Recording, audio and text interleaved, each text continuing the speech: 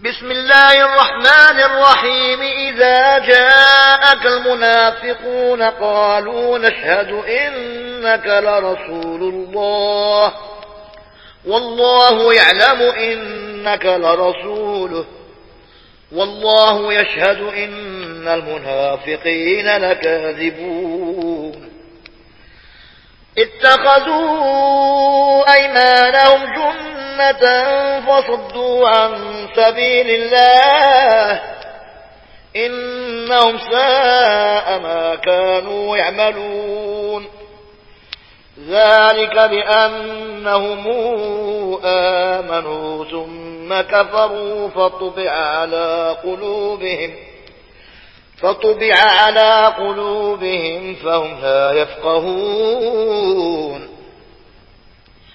وإذا رأيتهم تعجبك أجسامهم وإن يقولوا تسمع لقولهم كأنهم خشب مسندة يحسبون كل صيحة عليهم هم العدو فاحذرهم قاتلهم الله أنى يؤفكون. وإذا قيل لهم تعالوا يستغفر لكم رسول الله لووا رؤوسهم ورأيتهم يصدون وهم مستكبرون. سواء عليهم أستغفرت لهم أم لم تستغفر لهم لن يغفر الله لهم إن الله لا يهدي القوم الفاسقين.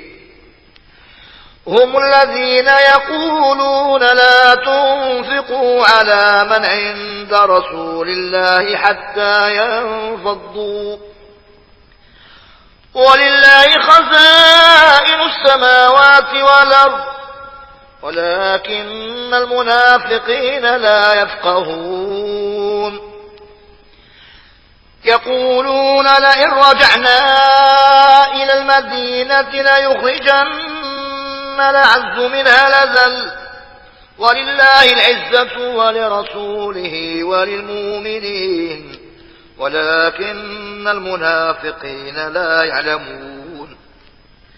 يا أيها الذين آمنوا لا تلهكم أموالكم ولا أولادكم عن ذكر الله ومن يفعل ذلك فأولئك هم الخاسرون. وأنفقوا مما رزقناكم من قبل أن ياتي أحدكم الموت